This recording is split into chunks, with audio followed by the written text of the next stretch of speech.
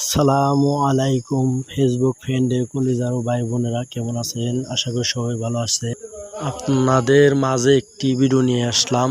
দেখতেছেন এই রাস্তাটি একটি ক্রিটিক্যালি এখানে পয়েন্ট, এখানে বামে একটি রাস্তা গেছে আর একটি চলে গেল সোজা কাউলিপাড়া সাটুরিয়া পর্যন্ত।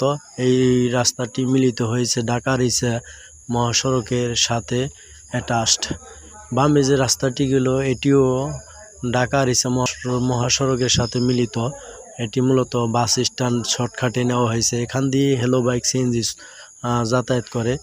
এখানে অটো রিক্সাগুলা যাত্রী বহন করে যখন ঢালটি স্পিডে উঠে অন্য দিক থেকে গাড়ি এসে মেরে দেয়।